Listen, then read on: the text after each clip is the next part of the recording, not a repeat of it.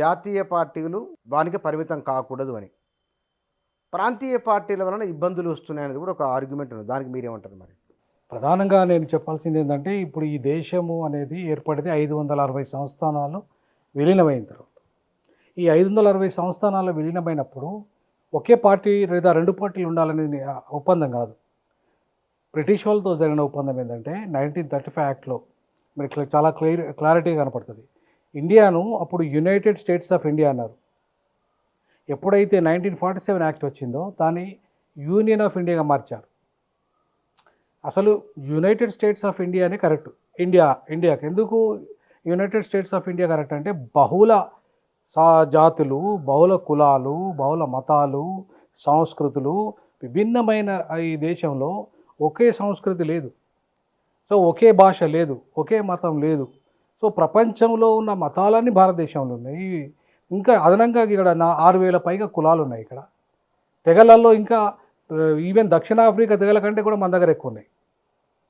So అట్లాంటి విభిన్నమైన ఈ దేశంలో ఒక జాతి, ఒక భాష, ఒక ప్రాంతం ఆధిపత్యం అనేది ఈ దేశంలో ఉండడానికి వీల్లేదు.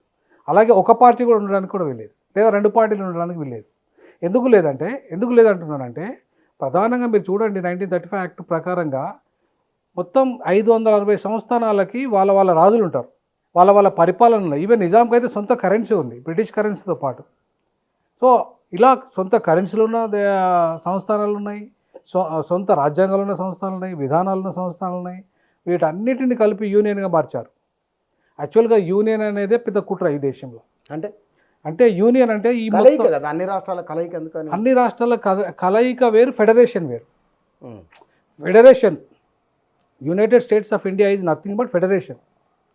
Union of India is nothing but unification of all states into one. అంటే మొత్తం రాష్ట్రాలను అన్నిటిని కలిపి మొత్తం అడాప్ట్ చేసుకోవడం యూనియన్లో.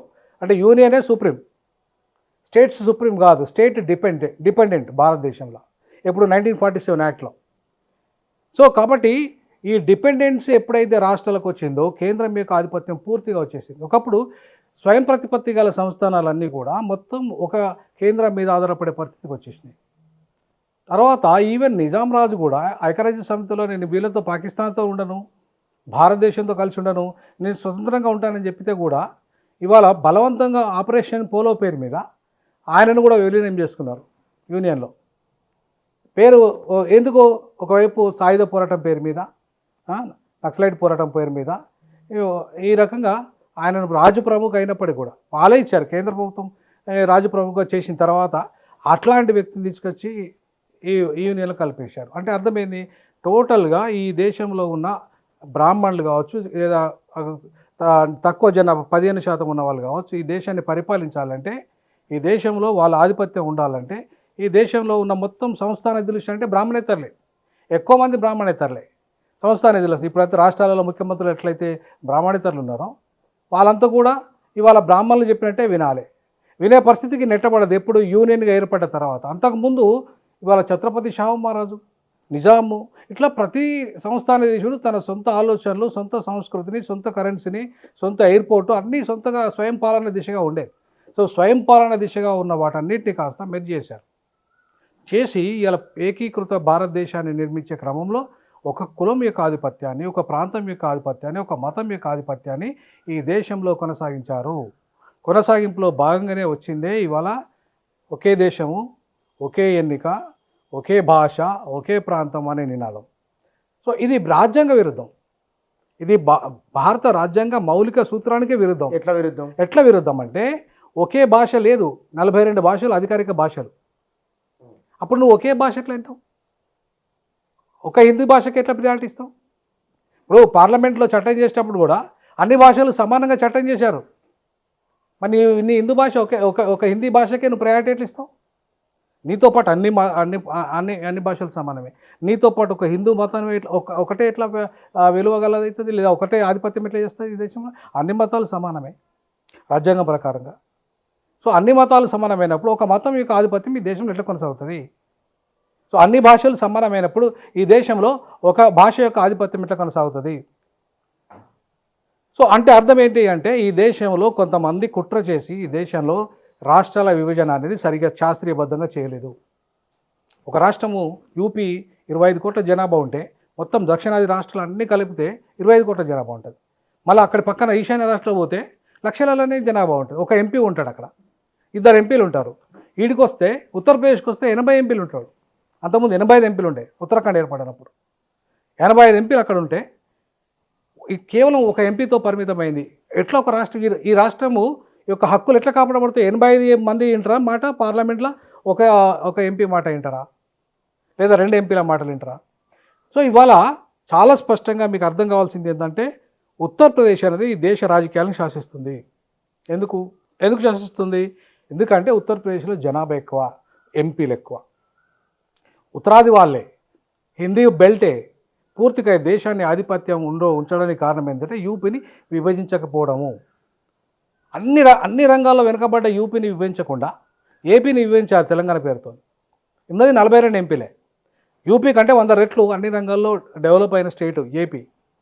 మరి దీనికి అసెంబ్లీ తీర్మానం కూడా లేదు. కానీ మాయావతి గారు 2013లోనే 4 రాష్ట్రాలు చేయండి యూపీని అని చెప్పి అసెంబ్లీ తీర్మానం చేసి రికమెండ్ చేస్తే బీజేపీ కాంగ్రెస్ రెండూ కూడా వ్యతిరేకించాయి యూపీని విభజించడానికి. అంటే అర్థం కాలేదు. అంటే తెలంగాణ ప్రజలడితేనే విభజించింది. అక్కడ ప్రజలు కూడా అడిగిన విదర్భ ఉద్యమం అంత డిమాండ్ లేదు, చాలా పెద్ద. మనకు తెలియదు. ఒకసారి మీరు చరిత్ర చదవండి. ఉత్తరప్రదేశ్లో ఉన్న విదర్భ, బుందేల్ఖండ్,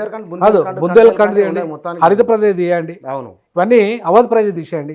ఈ 4 కూడా మనకంటే ముందే స్టార్ట్ అయినాయి. కానీ మనంత ఫెరోషియస్ మూమెంట్ లేదు. 100% ఉన్నాయి. మీరు విదర్భ మూమెంట్ తీసుకోండి, ఒకసారి విదర్భ బుందేల్ఖండ్ మూమెంట్ తీసుకోండి, ఉన్నాయి. కాకపోతే వాటి అన్ని చేశారు. ఇట్లా ఎట్లయితే మన 60 ఏళ్ళ ఉద్యమాన్ని మీరు చేసిన దాంట్లో సీమాంధ్ర నాయకులు 2009 చేసిన ఆర్గ్యుమెంట్ చేస్తున్నారు మీరు.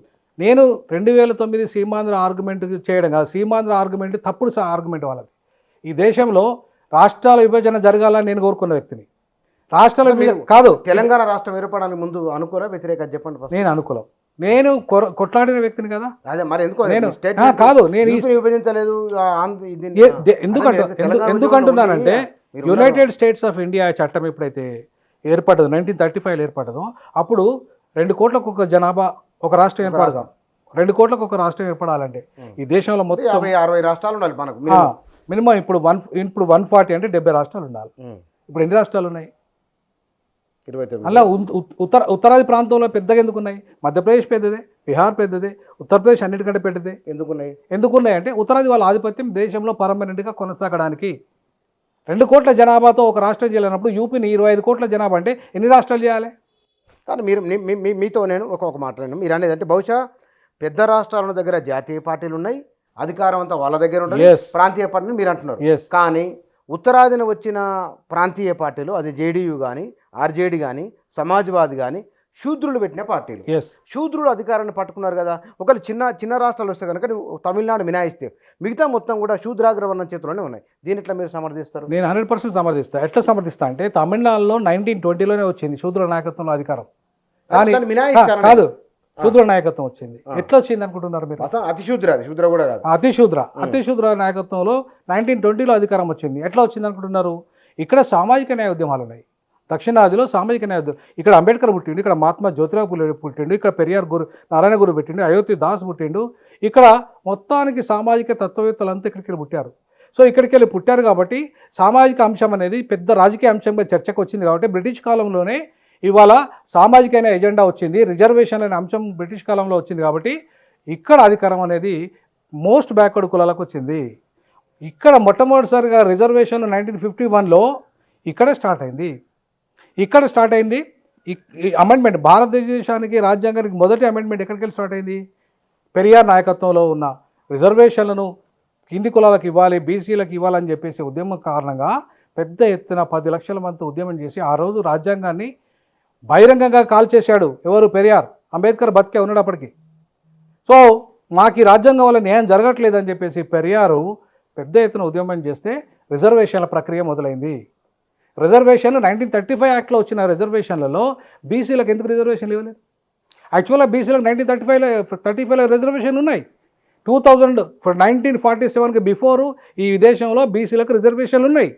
ఈ దేశంలో మహిళలకు రిజర్వేషన్లు ఉన్నాయి. ఒక్క ఎస్సీ ఎస్టీలకు తప్ప మిగతా వర్గాలన్నిటికీ ఉన్నాయి. మరి మిగతా వర్గాలు అన్నిటి తీసేసి ఓన్లీ ఎస్సీ ఎస్టీలకు ఎందుకు పెట్టినారంటే ఈ దేశంలో కుట్ర జరిగింది. ఎస్సీ ఎస్టీల ఓట్లను తీసుకోవడానికి రిజర్వేషన్ల ప్రక్రియ పేరు మీద అంబేద్కర్ రిజర్వేషన్ నేను ఏమంటాను, అంబేద్కర్ అడిగిండు, అంబేద్కర్ పోరాటం చేసిండు.